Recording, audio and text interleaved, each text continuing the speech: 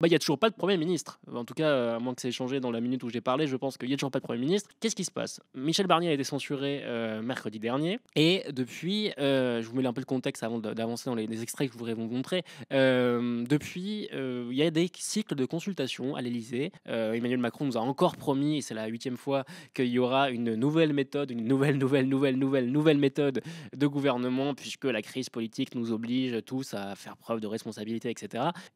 Pour l'instant, donc il y a eu des réunions, avec tous les chefs de groupe, individuellement. Ont été invités à gauche, socialistes, communistes, écologistes, les insoumis ont décliné l'invitation individuelle. Et hier, il y avait un nouveau cycle de réunions avec tous les présidents de groupe de ce qu'ils appellent l'arc républicain dont duquel pardon, les macronistes excluent le Rassemblement national, la France insoumise, par ailleurs. Donc hier était invité tout le monde sauf le RN et la FI. Qu'est-ce qu'il en est sorti de cette réunion? Et je vous fais rapidement le résumé. Il en est sorti qu'il n'y a pas de Premier ministre, ça vous l'avez vu. Il n'y a pas d'accord global des... Parce qu'en gros, le but de Macron, c'était de faire d'inciter à il a dit, c'est une réunion préalable à la constitution d'un gouvernement d'intérêt général. Bon, ils disent pas union nationale, ils disent intérêt général. Ça veut pas dire grand-chose, mais bon, c'est l'idée. À la fin, s'il y a bien un truc qu'on a compris, c'est qu'il n'y aurait pas de gouvernement d'intérêt général. C'est-à-dire qu'il n'y aura pas de gouvernement qui ira de LR, pour le plus à droite, puisque le RN est exclu. Parenthèse, le RN est exclu avant Enfin, le RN est exclu alors que Barnier a gouverné en s'appuyant sur le RN pendant... Mais maintenant, le RN est redevenu pestiféré pour les Macron. Je trouve assez amusant, mais voilà. Quelqu'un nous dit dans le stream, faut faire une prédit nouveau Premier ministre avant la fin du stream. Tu sais que ça m'arrangerait pas, mais si ça arrive, on s'adaptera, hein, on est comme ça. Hein. De toute façon, l'actu priorité au direct, comme dirait BFM. Mon Dieu.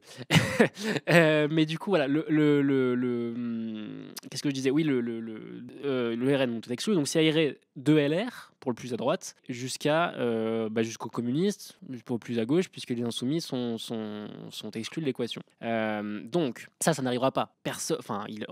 C'est inconcevable que gouvernent tous ces gens-là, pour une simple raison, c'est que Laurent Wauquiez a dit que déjà, un Premier ministre de gauche, c'était une ligne rouge. Or, toutes les forces de gauche veulent un Premier ministre de gauche, donc déjà, il y a une espèce d'incompatibilité juste sur le qui. Évidemment, tout ça, c'est pas une question de casting, hein, c'est une question de fond aussi. Toutes les lignes rouges ou les lignes vertes, les écologistes appellent leurs lignes rouges des lignes vertes, mais en tout cas, toutes les propositions avancées par les forces de gauche, c'est-à-dire abrogation des retraites, hausse des salaires, tout ça, évidemment, c'est hors de question pour la droite. Donc, il y a une impasse dans l'équation. Et par ailleurs, est-ce que un premier ministre de gauche ou une première ministre de gauche, Lucie Castet par exemple, est un comment dire, un no-go pour les macronistes? Et ben, dans les pages de l'UMA hier, plusieurs cas de macronistes nous ont dit on ne censurera pas d'office un Premier ministre de gauche tant qu'il n'est pas insoumis. Bon, on comprend bien la manœuvre. Macron, au début, il avait invité que les socialistes parce qu'il voulait décrocher le PS du reste du NF. Ça n'est pas arrivé.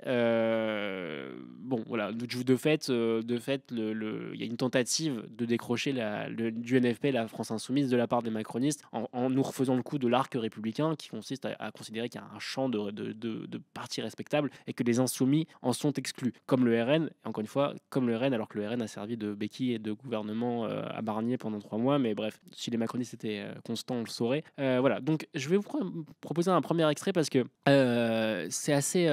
Ah oui, alors quelqu'un dit, c'est intéressant ce que tu dis, Murasaki. Tu dis, il me semble que Faure a aussi demandé que le président soit hors des discussions. Oui, ça c'est un vrai sujet parce qu'en fait, là, les discussions entre forces parlementaires ont eu lieu à l'Élysée, c'est-à-dire le siège le cœur du pouvoir exécutif. Ça, c'est un peu un problème en termes de séparation des pouvoirs.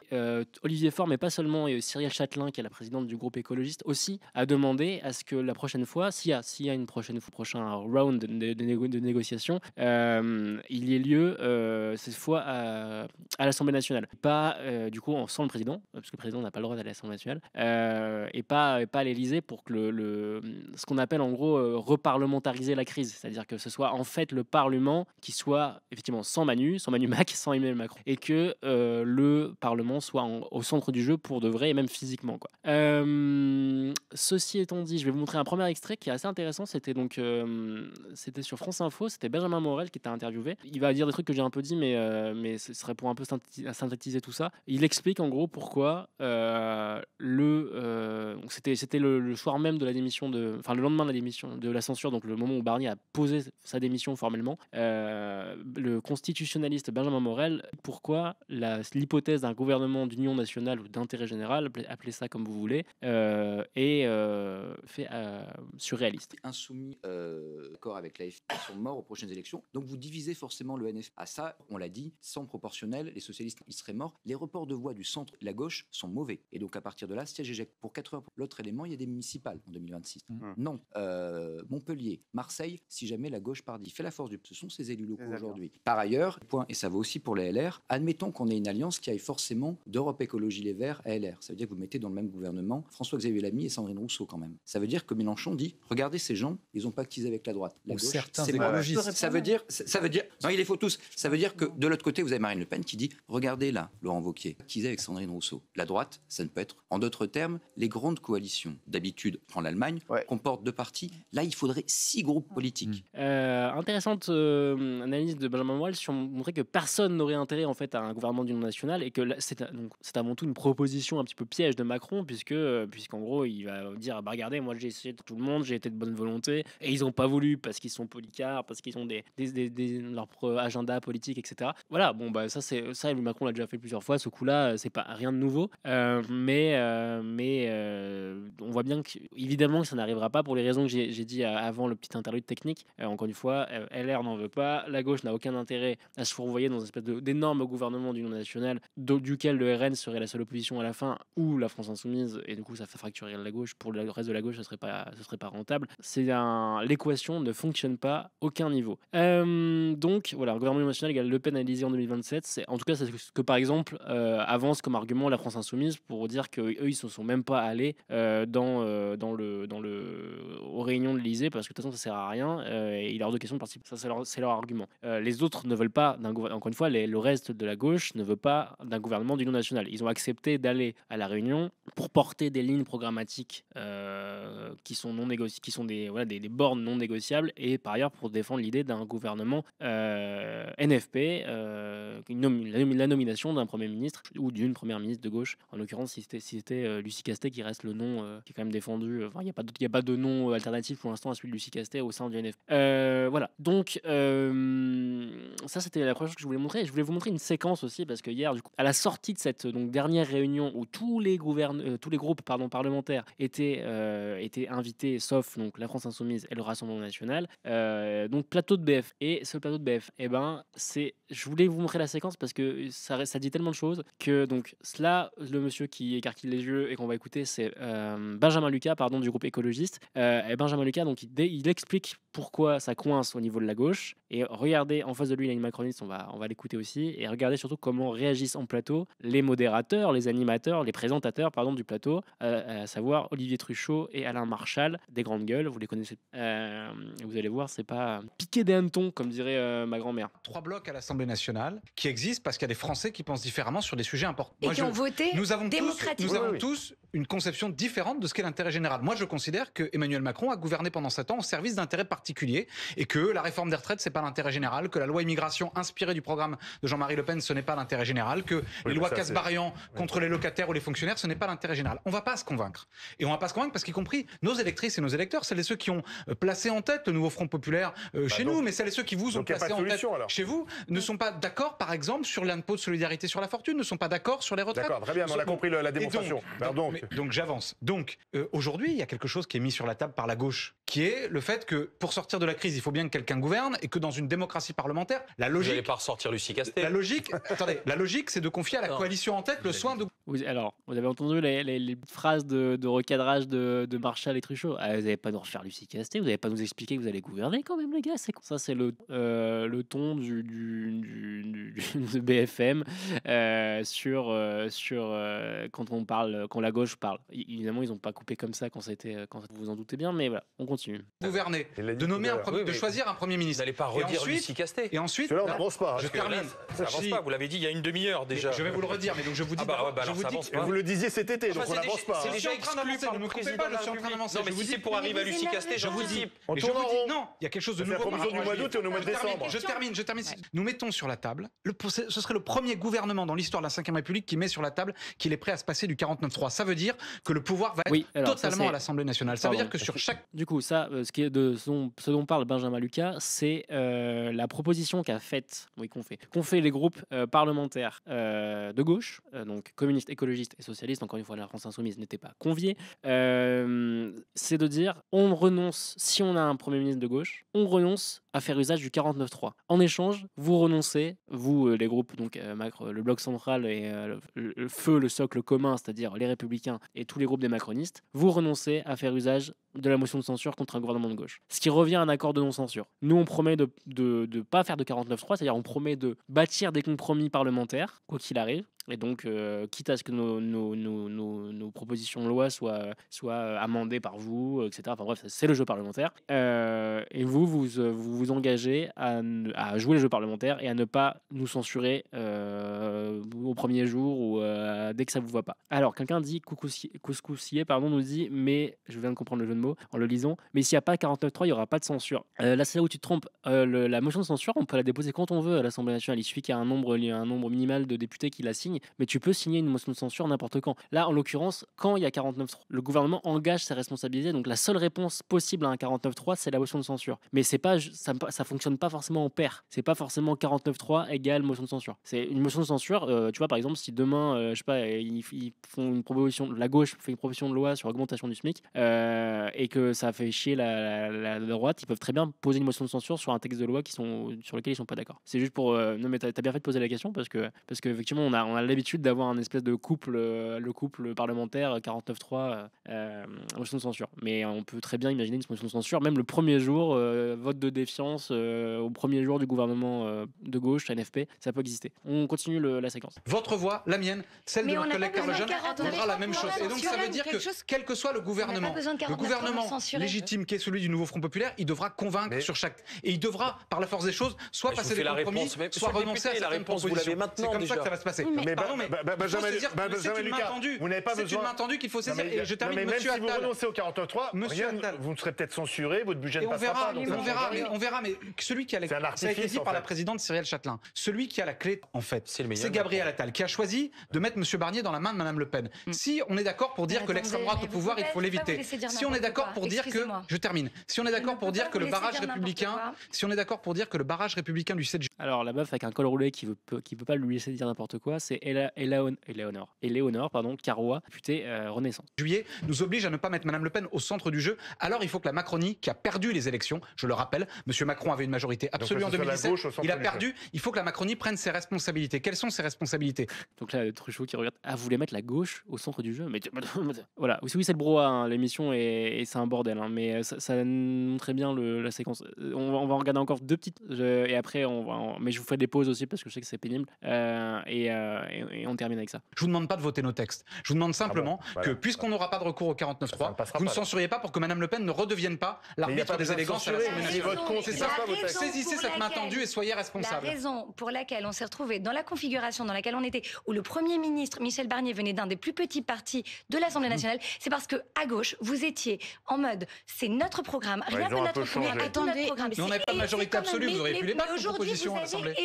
Oui, alors ça c'est faux. La raison pour laquelle on a eu Michel Barnier comme Premier ministre, c'est que Emmanuel Macron a refusé de nommer le Nouveau Populaire comme gouvernement, et donc qu'il a préféré faire une alliance avec LR, avec en soutien implicite le Rassemblement national. C'est pour ça qu'il y a eu Michel Barnier, uniquement pour... Il aurait très bien pu nommer le NFP, rien ne l'en empêchait, quitte à ce que le NFP se casse la gueule, hein, mais en tout cas il aurait très bien pu nommer au mois de juillet, ou en tout cas après les JO, si vous voulez ce temps de latence, nommer un gouvernement du nouveau. C'était pas impossible. On poursuit. Et moi je salue cette évolution. Je salue cette évolution qui est salutaire. La même chose. Non, on avait écrit dès juillet avec les présidents de groupe et Lucie Castet une proposition de méthode pour l'Assemblée. Donc racontez pas qu'on a changé d'avis. On veut le NFP et que le programme du NFP. C'est ce que Jean-Luc Mélenchon avait dit. Et beaucoup d'autres personnes sur plusieurs plateaux. On a dit oui que la base programmatique à partir de la... Elle, c'est Claire Lejeune, députée France Insoumise. Il faut partir au lendemain d'une élection où le nouveau Front Populaire est arrivé en tête, c'est effectivement cette base programmatique-là. Et là où je trouve ça complètement lunaire quand même. C'est qu'on fait comme si c'était systématiquement à la gauche de bouger, comme si c'était la responsabilité de la gauche de faire des compromis. Aujourd'hui, qui a perdu le 7 juillet? C'est votre camp. Oui, mais vous n'avez pas gagné non plus. Pardon, vous n'avez pas gagné. On a plus de députés à l'Assemblée nationale que la France insoumise. Donc arrêtez avec cette dialectique de qui a gagné, qui a perdu. Aujourd'hui, on a 3 blocs.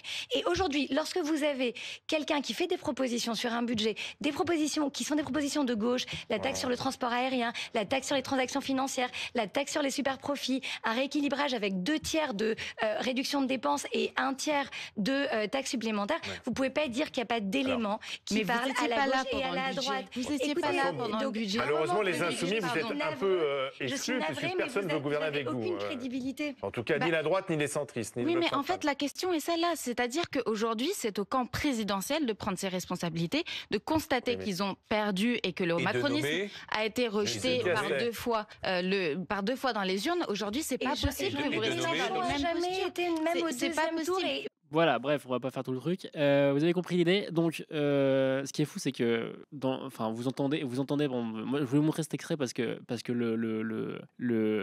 enfin, déjà, c'est pour montrer que c'est le bordel sur les plateaux de télé, mais je trouve vous montrer que le rôle de modérateur de Martial Truchot dans cet extrait, c'est uniquement de dire à la gauche, mais il faut faire des compromis. Mais vous faites pas de compromis. Mais les macronistes, ça fait 7 ans qu'ils font 0 compromis.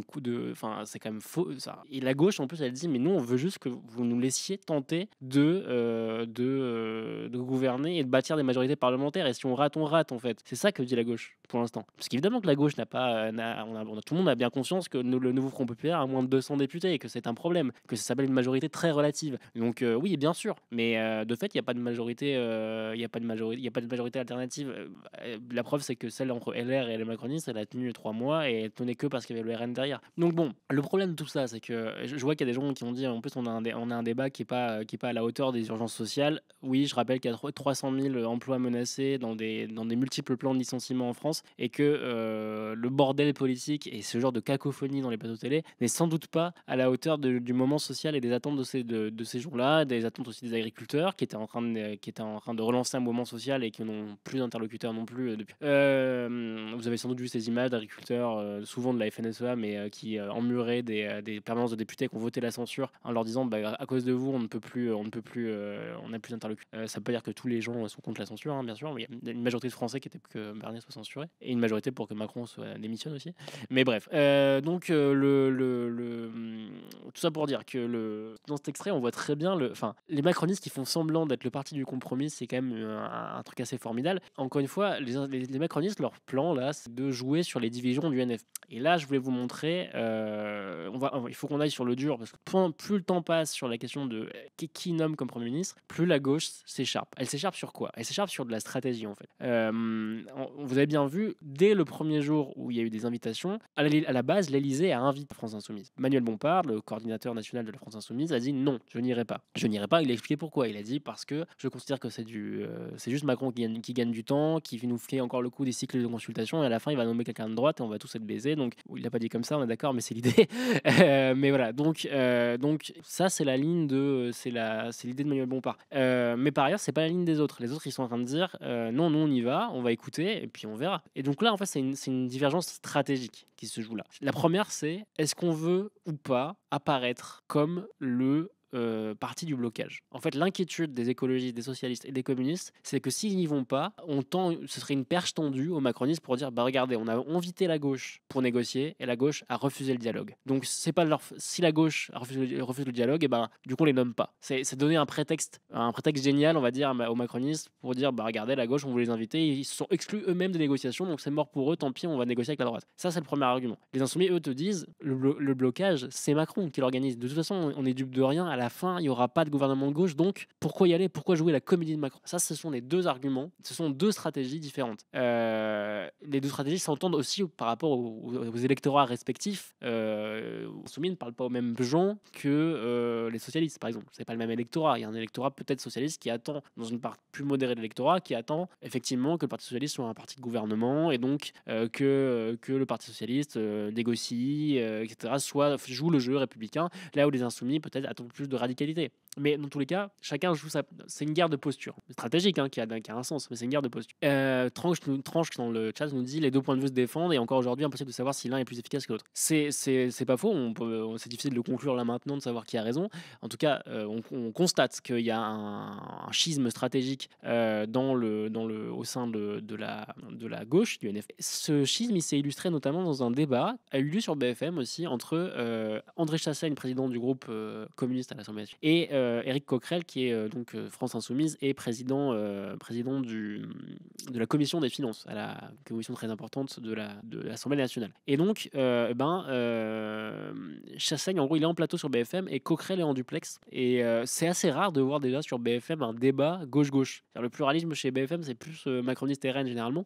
Donc là, c'est assez intéressant de voir ça. Je vais vous le montrer parce que ça montre très bien le débat de position. Donc là, c'est les communistes et les insoumis, mais ça pourrait marcher aussi avec des autres. Mais voilà, ça montre bien le débat de position stratégique. On va l'écouter. Doit avoir un disque de respect de ceux qu'une seule parce qu'ils sont Team Bloc, parce qu'ils sont Team Bloc pour les élections. Moi, je regarde. Attendez. Explication de texte. Là, André Chassaigne, il dit l'accusation d'André Chassaigne, c'est de dire que il se réfère au fait que Jean-Luc Mélenchon parle très très souvent de présidentielle anticipée. Très souvent. C'est-à-dire que Jean-Luc Mélenchon et la France Insoumise, bien sûr, si on pouvait arrêter de se traiter de traître dans la conversation, ce serait pas mal. Parce que je pense qu'on n'avance pas trop là-dessus. Donc ce que dit André Chassaigne, c'est que les Insoumis, en gros, ont une stratégie, visiblement, ils misent en partie sur, et c'est ce que dit d'ailleurs Manuel Bompard dans une interview dans l'Humanité qu'on a faite mardi, qu'on va peut-être vous mettre dans la régie. Manuel Bompard, il dit oui, on mise en partie sur l'option, si Macron ne nomme pas un Premier ministre de gauche, il faut qu'il parte. Et du coup, s'il part, il y aura une présidentielle anticipée. Donc oui, les Insoumis, et Mélenchon en parle tout le temps. Mélenchon parle tout le temps de présidentielle anticipée, et en disant que s'il y avait présidentielle anticipée, c'est lui qui irait, et qu'il faudrait se rallier à lui. C'est ça qu'il a dit, notamment il y a 10 jours, dans un meeting à Paris. Donc on part de là. Et donc les communistes la reprochent, André Chassaigne en l'occurrence, reproche aux Insoumis de se focaliser, en fait, de ne pas du tout s'inscrire dans le cycle de négociation, parce qu'en fait, ils sont déjà dans le coup d'après. L'obsession, les mots de André Chassaigne, d'une présidentielle. On poursuit l'échange. Qu'on est Premier ministre différent. Mais c'est le cas de la France Insoumise. Je vois que la France Insoumise, c'est le chaos, la France Insoumise. Non, mais la France Insoumise estime qu'il n'y a pas de débat possible, qu'il faut qu'on se replie sur nous-mêmes, qu'on s'accroche là sur uniquement le programme Nous Front Populaire et qu'il n'y a rien d'autre. La politique de la terre brûlée, Éric, c'est pas ma politique. Réponse d'Éric Coquerel. Pourquoi tu reprends les arguments de la droite et du macronisme? On a toujours dit qu'on était pour faire un gouvernement portant le programme et trouvant les compromis à l'Assemblée. Ce qu'on a fait pour le budget. Pourquoi tu reprends leurs arguments comme quoi nous, ce serait le chaos et la terre brûlée? C'est absolument faux. Simplement, il y a une chose. Quelqu'un dans le chat, vous avez remarqué la relance de Benjamin Duhamel, donc qui est l'animateur de BFM, parce qu'en vrai, on va finir l'échange, mais l'échange, il est plutôt propre, entre, c'est courtois, c'est tendu, mais je veux dire, ils vont pas s'arracher la gueule. Coquerel et Chassaigne, ils s'entendent bien. Donc c'est là, et vous voyez derrière le gars de BFM qui dit, alors c'est le chaos, la FI, c'est le chaos. Il cherche la petite phrase dégueu. Aujourd'hui, on a battu un gouvernement de droite, une politique de droite, qui est mauvais pour tout le monde. Oui. Le chaos, c'est maintenant, c'est leur. Et là, tu leur donnes un second souffle, qui est de laisser à M. Macron l'impression qu'il peut ordonner la vie politique française autour de quelque chose dont tu sais qu'il ne bougera pas le programme. De nous accuser, je vais te dire un truc, c'est faire ce que tu fais à l'instant n'est pas correct, André. Moi, quelque part, je vous demande de réfléchir.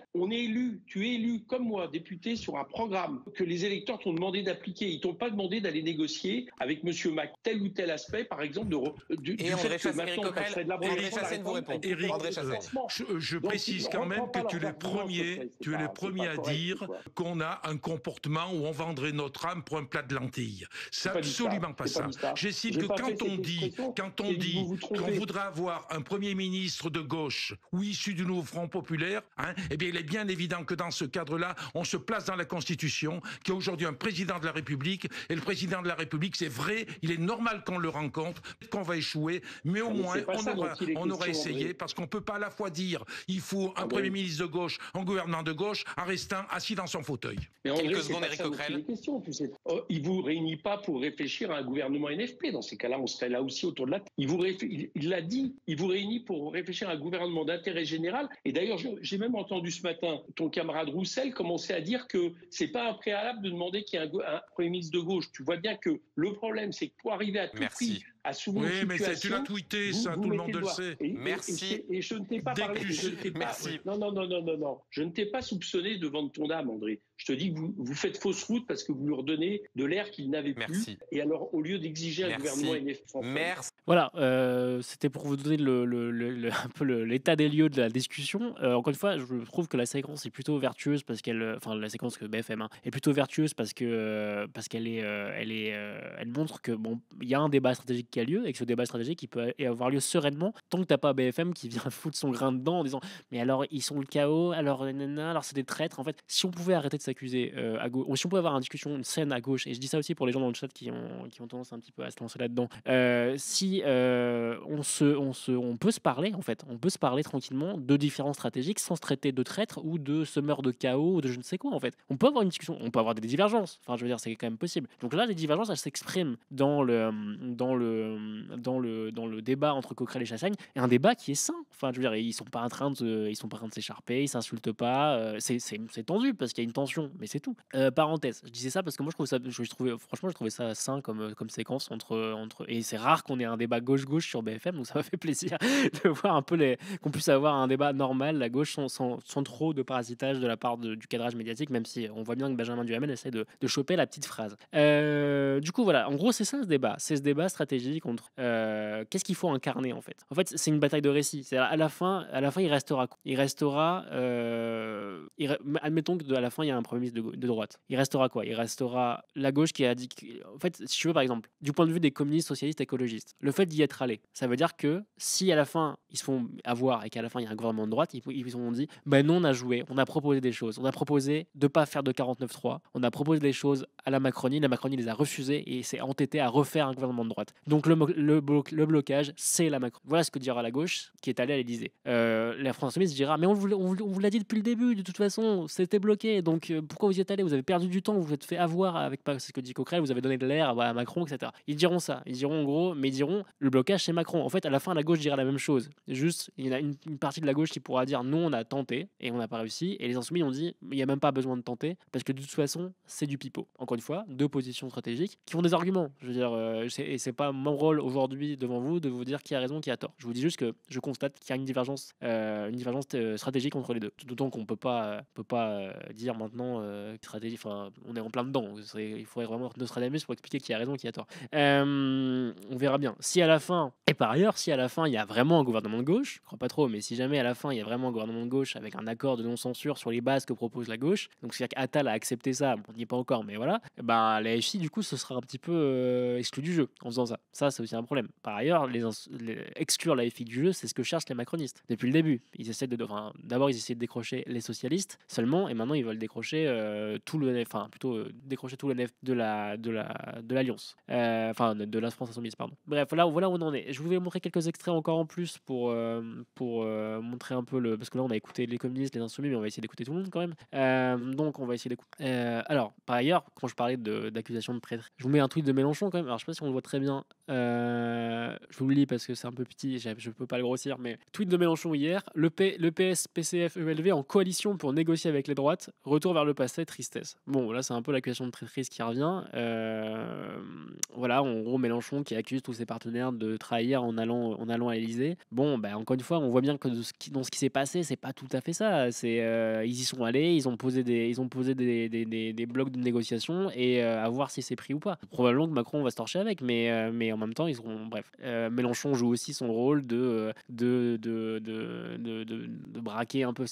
Mélenchon en gros a aussi une stratégie. Encore une fois, si Mélenchon pousse à une présidentielle anticipée, espère qu'il y ait une présidentielle anticipée, c'est aussi pour y être le candidat. Enfin, on va pas se mentir ici, on sait tous que Mélenchon veut y aller pour être candidat en 2000, soit 27, soit avant, et s'y est d'anticiper. Et donc, c'est une façon aussi de dire, mais regardez, la gauche, la vraie, le NFP pur jus, celui qui ne trahira jamais le programme du NFP, c'est la France Insoumise. Et regardez, les autres, ils sont en train de brader le programme. Ce qui n'est pas tout à fait exact, puisque pour l'instant, ils sont en train d'essayer d'imposer le programme. Encore une fois, est-ce que ça va marcher ou pas, ça c'est une autre question. Mais on voit que tout le monde joue un petit peu sa petite bande personnelle. Et c'est pour ça qu'il y a des gens qui s'inquiétaient de l'implosion de la gauche. La question se pose parce qu'on a l'impression que chacun joue sa partition. C'est un peu ça qui est inquiétant. Alors que le moment exigerait peut-être précisément un rassemblement et une ligne stratégique commune commune pour peser face à la droite. Mais c'est pas le cas, encore une fois. On va écouter Marine Tondelier. Alors Marine Tondelier, cet extrait-là, c'était quand c'était juste avant d'aller à la réunion, donc la fameuse réunion avec Macron de l'après-midi. Voilà ce qu'elle disait. C'était intéressant aussi de voir la position des écologistes qui n'a pas changé, mais qui a été la position à ce moment-là. Et vendredi, en gros, politique, les mouvements dans une réunion bilatérale. Moi, par exemple, j'étais avec Cyril Châtelain, président de groupe à l'Assemblée nationale des écolos, et Guillaume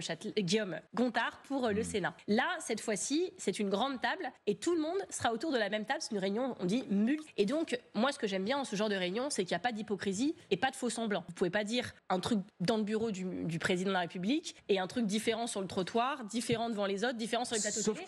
Comme les écolos ont dit la même chose partout, on n'est pas très angoissé par cet exercice. Sauf qu'il n'y aura ni le LFI, ni le Rassemblement national. Donc, pour deux raisons différentes. Pour deux raisons différentes, mais à la fin... Ils ne sont pas invités, la France Insoumise, parce qu'ils n'ont pas accepté ce cadre de discussion, ce qui est leur droit aussi. À la fin, ce qu'ils disent les uns les autres, et là c'est un fait, c'est grosso moyeno, 20 millions de Français qui ne seront pas à la table. C'est ça que ça veut dire. C'est qu'il y a 20 millions de Français qui se sont exprimés pour ces deux partis et qui ne seront pas représentés. Oui, mais vous mélangez deux choses. L'Assemblée nationale, où tout le monde est autour de l'hémicycle, et l'endroit où on essaye de travailler ensemble. C'est deux endroits différents. Donc je vois bien un moment politique tendu dans lequel on est. Quelqu'un est amené à sortir de sa zone de confort. Et rien de ce qu'on va avoir à faire dans les mois qui viennent ne va être ni évident ni confortable. Ça va être dur tout le temps. Mais sortir de sa zone de confort, c'est pas faire des concessions. Comment ? Sortir de sa zone de confort, c'est pas faire des concessions. Est-ce que c'est pas nécessaire selon vous ? Vous savez, c'est ce dont on discutait à l'instant. C'est comme pour les autres. Les partis politiques aujourd'hui, quand on nous dit mettez-vous d'accord. Là, on revient à l'injonction permanente des médias mainstream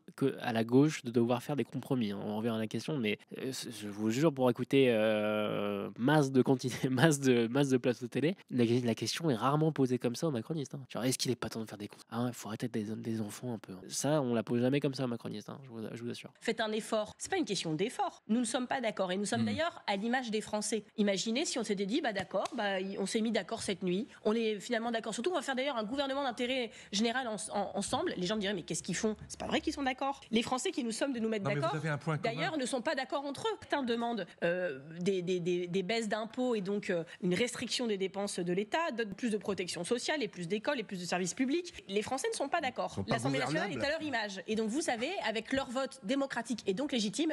je ne mets pas tout l'extrait, mais vous avez comment Marine Tondelier défendait la démarche d'aller à l'Élysée. Quelqu'un nous demande pourquoi il y a que la gauche qui devrait faire des compromis. Crazy Gobs qui nous demande ça, mais c'est une bonne question que tu poses. Non, c'est pas à la gauche de faire que des compromis, mais vous voyez bien que dans les médias, il y a cette espèce de musique qui consiste à dire que la gauche, c'est à la gauche de faire les pas et pas à la Macronie et jamais au bloc central. Alors, il y a peut-être une explication à ça. Moi, j'ai une théorie. Lucie Castet en parlait pas mal et a un discours assez intéressant là-dessus. Elle disait il y a une présomption de légitimité et de sérieux à droite. C'est-à-dire qu'on considère que l'état normal du pouvoir, c'est que la droite l'exerce. Ça, dans les médias, c'est pas moi qui le considère, on est d'accord. Mais dans les médias, il y a cette idée-là, mainstream, que le pragmatisme, ce qu'on appelle le pragmatisme, le réalisme, ce qu'on appelle le réalisme, c'est à droite que ça se... Et que du coup, la gauche, ils sont bien sympas avec leurs utopies, leurs machins, mais c'est à eux de faire des compromis, parce que leur programme, il est fou. Et le programme, il est complètement idéaliste, il est complètement machin. Alors qu'en vrai, le programme de l'UNFP, c'est un programme globalement de gauche, c'est moins hardcore, entre guillemets, moins radical, je veux dire, que le programme commun de Mitterrand en 81, tu vois, donc bon. Mais le programme de Mitterrand en 81, il voulait nationaliser 300 entreprises, il n'y a rien de tout ça dans le truc du UNFP. Mais donc il y a l'idée de comme dit Tuyau, de rationalité, raison, etc. Du côté de la, il y a cette présomption de compétence à droite, et cette présomption d'incompétence à gauche, qui veut dire que comme la gauche est un peu une espèce d'ado dans cette équation-là, et c'est à la gauche de mettre de l'eau dans son vin, c'est à la gauche de faire des compromis et jamais au centre. Donc voilà où on en est. Si vous voulez une explication de pourquoi c'est toujours à la gauche de faire le pas selon les médias, je pense qu'on a une explication là. Ensuite, pour en terminer, je voulais dire autre chose. J'ai perdu mon truc en cours de route. Oui, après, encore une fois, sur cette équation-là, il faut quand même rappeler un truc, c'est que dans l'état des forces de l'Assemblée nationale, il y a 3 blocs qui n'ont pas la majorité seule et qui, pour gouverner, doivent à minima s'appuyer sur le fait qu'un des blocs ne les censure pas. Ça, c'est l'équation. C'est-à-dire pas vraiment, il ne s'agit pas de gouverner ensemble, il s'agit d'avoir un gouvernement, voilà. Mais vraiment, si on pose l'équation, qu'est-ce qui s'est passé depuis avant Barnier, c'était quoi? Barnier, c'était LR, Macronie, qui seul ne pouvait pas gouverner, si ce n'est en s'appuyant sur le fait que le RN garantissait de ne pas voter la censure. Donc de fait, on avait un gouvernement Macronie avec le soutien implicite et temporaire du Rassemblement national. Quand le Rassemblement national a décidé de changer de stratégie, il a censuré, le gouvernement est tombé. Ça arrivera à n'importe quelle coalition dès que ça béquille, par exemple, donc hypothèse, gouvernement de gauche, accord de non-censure avec les macronistes. Le jour où les macronistes décident de s'asseoir sur l'accord de non-censure, c'est finito pour la gauche. Et s'il n'y a pas d'accord de non-censure, ça peut être finito, mais ça peut s'appeler accord de non-censure, ça peut s'appeler on renonce au 49.3 comme propose la gauche, on renonce au 49.3, en échange vous renoncez à la censure, ça peut s'appeler tout ce que vous voulez, mais de fait, tant qu'il n'y a pas de en fait, il n'y aura jamais vraiment de garantie, parce qu'un accord, on peut s'asseoir dessus. Hein. Mais vous pouvez appeler ça comme vous voulez. De toute façon, un gouvernement NFP au pouvoir, dès lors que les deux blocs décident de le censurer. Un gouvernement RN, ça n'arrivera pas, mais un gouvernement RN, dès lors que les deux blocs décident de le censurer, et un gouvernement de droite, centre, comme Barnier, il tombe dès lors que les deux autres blocs décident de le censurer. Dans tous les sens, vous pouvez retourner l'équation, ça marche comme ça. Qu'est-ce qu'on fait à partir de là? C'est la question qui est posée à la gauche aussi. Est-ce que dans cette perspective-là, la position qui consiste à dire qu'on ne négocie rien du tout et qu'on ne participe pas aux négociations, est-ce que ça tient? Je pose la question. Est-ce que négocier avec, dans ce cas, risquer d'amoindrir le programme à cause risquer d'amoindrir le programme en négociant, est-ce que c'est une bonne stratégie? Est-ce que l'électorat de gauche l'acceptera, le comprendra? Autre question. Tout ça est très très délicat et très compliqué, très miné surtout. Donc, et juste quelqu'un disait dans le chat, je vous répondrai à ça, quelqu'un disait y aller, c'est accréditer le fait que, donc pour les partis de gauche,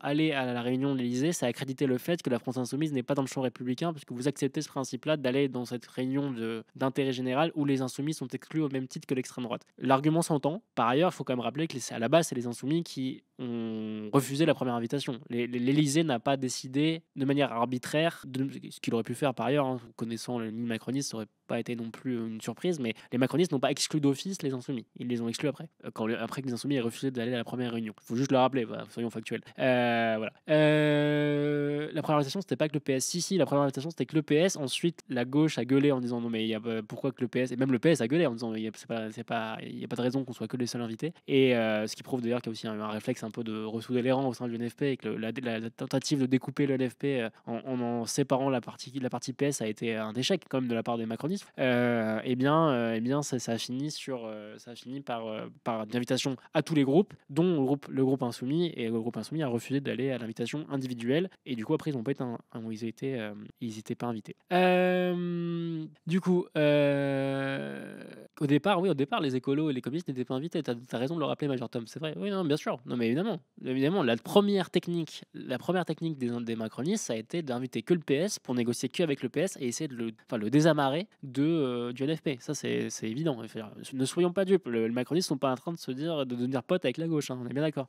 S'ils peuvent faire péter le NFP, c'est tout bénef. Mais ça, la gauche doit l'avoir en tête dans son ensemble. Voilà. Qu'est-ce que je voulais vous montrer d'autre? Peut-être qu'on va écouter les Insoumis, parce qu'on n'a pas écouté. On a peut-être écouté Bompard. Justement, je parlais de Bompard tout à l'heure. On va peut-être écouter Bompard sur qu'est-ce qu'il dit Bompard? Attendez, j'ai perdu ma souris. J'arrive là.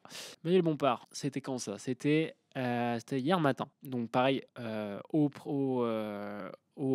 oui, parce que du coup, sur la question de contexte avant le truc de Bompard, on va mettre sur la question des lignes de fracture, des tensions entre à la gauche, il y a aussi la question des retraites. Pourquoi? Qu'est-ce qui s'est passé sur les retraites? Sur les retraites, tout le monde, tous ceux qui sont allés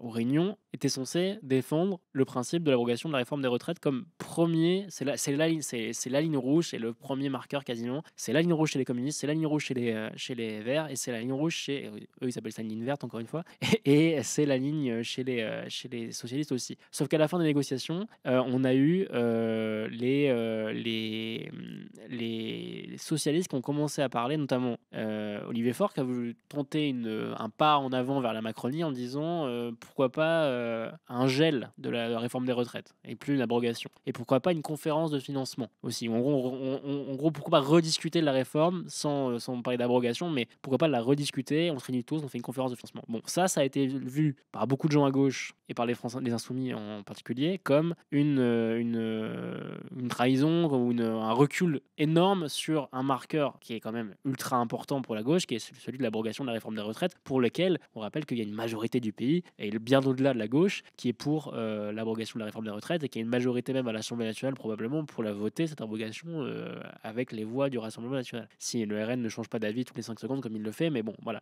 Parce on avait vu comment Bardella avait un peu retourné sa veste sur la retraite pendant les européennes, souvenez-vous. Du coup, quand Faure a proposé ça, les Insoumis qui expliquent que les autres ils sont en train de négocier avec les macronistes qui sont prêts à toutes les concessions et toutes les compromissions, évidemment ça leur donnait du grain à moudre. Donc Bompard a voulu répondre à ça, et donc je vous mets Bompard, donc c'était hier matin avant la fameuse réunion à l'Élysée, sauf les HFI et le RN. On vous met l'extrait. On va voir, on va peut-être faire une conférence sociale, il y a un peu rétropédalé derrière, mais on sent que ça bouge. L'abrogation de la réforme des retraites, honnêtement, c'est déjà du passé pour les communistes comme pour les socialistes. J'espère pas. Alors ça c'est faux, hein. Par contre là l'animateur se mouille complètement en disant oui c'est bon, ils n'ont plus rien à foutre des retraites en fait, les communistes et les socialistes. Ça c'est pas vrai, hein. Ça c'est pas vrai. C'est faux, c'est complètement faux. Il y a une tentative une proposition de conférence de financement. Ça veut pas dire que les retraites ils n'ont plus rien à foutre. Quand même, nuance. Parce que ça serait très grave. La vérité c'est que ce sujet-là est le sujet, la retraite à 64 ans, le projet d'Emmanuel Macron de passer la retraite à 64 ans, c'est le sujet qui a été l'objet des plus grandes mobilisations populaires depuis 50 ans. Je vous rappelle qu'il y avait plus de 90% des actifs qui étaient opposés, l'ensemble des organisations syndicales de salariés qui étaient opposés, et qu'il n'y avait même pas de majorité à l'Assemblée nationale pour le voter. Alors pourquoi ça bouge selon vous? C'est parce qu'ils veulent des postes de ministre, tout simplement? Mais je n'en sais rien, il faut leur poser la question à eux. Vous avez un sentiment, j'imagine. Mais moi, mon sentiment, vous leur parlez ou pas? Mais évidemment, mais mon sentiment, c'est qu'il ne peut être question de renoncer à l'abrogation de la réforme des retraites et du retour à l'âge de départ à la retraite. Même si ça n'est qu'un gel ans. De la réforme. Mais ça ne veut rien dire, un gel. Écoutez, il y a une majorité de députés à l'Assemblée nationale pour abroger cette réforme. D'ailleurs, il y a 10 jours, dans notre niche parlementaire, nous l'avions déposée, et les macronistes ont bloqué l'Assemblée nationale pendant toute la journée pour nous empêcher de voter sur ce sujet. Il y a une majorité des députés qui sont favorables à l'abrogation de la réforme des retraites. Pourquoi faudrait-il y renoncer? Sur la base de quoi? Alors que ce sujet est majoritaire dans le pays, il est majoritaire à l'Assemblée nationale. Pourquoi on devrait l'abandonner? Voilà, alors donc là, vous voyez comment les Insoumis posent le marqueur retraite. Alors peut-être un petit point quand même sur la question de la conférence de financement, puisqu'elle a été aussi, donc elle a été abordée par Olivier Faure, mais elle a aussi été abordée par Fabien Roussel, le secrétaire national du. En fait, il y a un truc intéressant à dire là-dessus, parce que puisque Emmanuel Bompard parle du fait qu'il y a une majorité dans le pays, que les forces syndicales veulent l'abrogation de la réforme des retraites, c'est vrai, bien sûr, qu'il y aurait une majorité à l'Assemblée, c'est vrai. Il faut quand même, du coup, quitte à être complet sur l'analyse, parce que là, on nous présente la conférence de financement comme une espèce de trahison ultime, une espèce de recul énorme, et qu'on nous parle du fait que les forces syndicales sont contre. La CGT n'est pas contre une conférence de financement des retraites. Donc, quitte à s'appuyer sur les forces syndicales, puisqu'on parlait de syndicats et du fait qu'on a besoin d'un mouvement social fort, etc. La CGT, je ne sais pas, est-ce qu'on peut dire que la CGT trahit sur les retraites? Je ne suis pas certain. La CGT dit, oui, on veut bien une conférence de financement parce qu'ils y voient une façon. Donc je vous renvoie à cet entretien de Sophie Binet dans France Info. Elle trouve que c'est une bonne façon d'enfoncer le coin, quoi. Se dire, si on arrive à mettre le pied dans la porte et qu'on a une conférence de financement, on peut avoir la peau de la réforme des retraites. Encore une fois, c'est une position stratégique. Je ne dis pas que c'est la bonne, machin, j'en sais rien, mais en tout cas, je note que c'est la position de la CGT.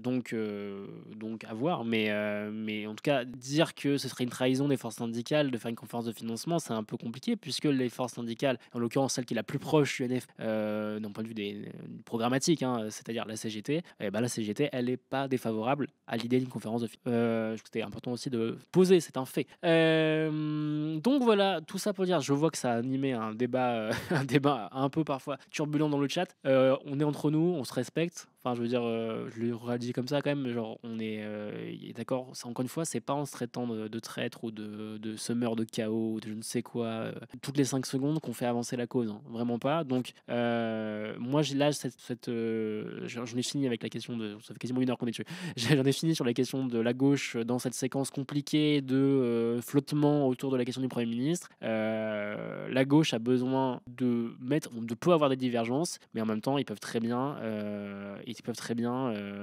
chacun avance. Biboulibou dit Biboulibou, oui, c'est Biboulibou.